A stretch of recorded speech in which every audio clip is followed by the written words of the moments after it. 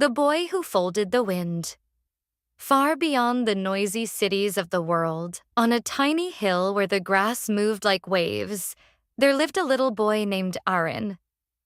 Arin loved the wind, not because he could see it, but because he could feel it. He felt it in the trees, in the curtains near his window, in the soft movement of the clouds above him. To Arin, the wind felt alive, like a quiet friend that never stopped traveling. Every afternoon, Arin would sit alone on the hill beside his small house. He carried sheets of paper with him, old papers, soft papers. Some were wrinkled, some smelled like books, and every day, Arin folded them into tiny shapes: birds, stars, boats, sometimes things no one else could recognize. Then he would wait for the wind. When it arrived, he gently released his paper creations into the air, and the wind carried them away, far beyond the hill, far beyond the trees, far beyond what Arin could see.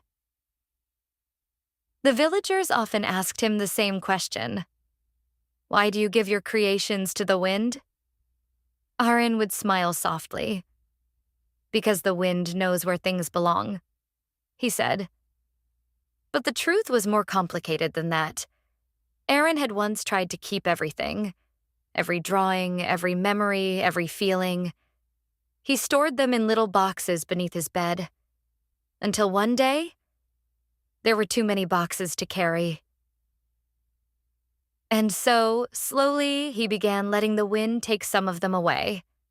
At first, it frightened him. But then something strange happened. The more he released, the lighter he became. One evening, just before sunset, the wind did not come. The hill stood completely still. The grass did not move. The trees were silent. Even the sky felt asleep. Arin waited for a long time, but nothing happened. For the first time in many years, he felt lonely. He looked down at the small paper bird in his hands. "Where do you go when the wind carries you away?" he whispered. And then a voice answered, very softly, very close. "We do not disappear," it said. "We continue." Arin looked around quickly, but there was no one there, only the quiet hill. Then he noticed something. All around him, resting in the grass, were old paper creations, some faded by rain, some bent by time, some almost falling apart. And yet, they were beautiful. Arin slowly picked one up. It was an old paper star he had folded years ago. He remembered the exact day. He had made it after feeling sad. Back then, he thought the wind had taken his sadness away forever. But now he understood something different. The wind had not erased it.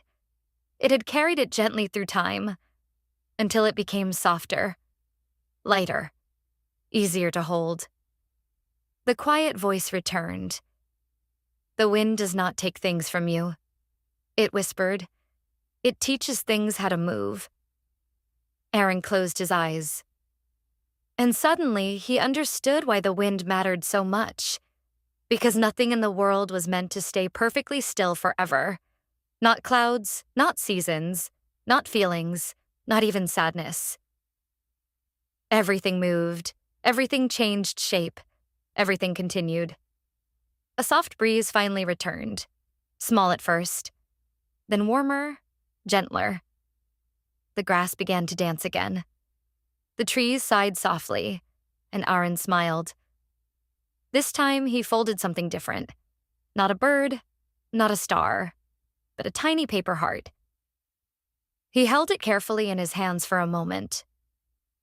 Then he released it into the evening sky. The wind carried it upward, higher and higher, until it disappeared into the golden light of sunset. And for the first time, Arin did not feel like he had lost something. He felt like he had trusted the world. That night, the wind moved gently around his little house, like a quiet thank you. And as Arin fell asleep, he realized something beautiful. Letting go is not the same as losing. Sometimes, it is simply allowing life to keep moving. Close your eyes. The story will stay with you.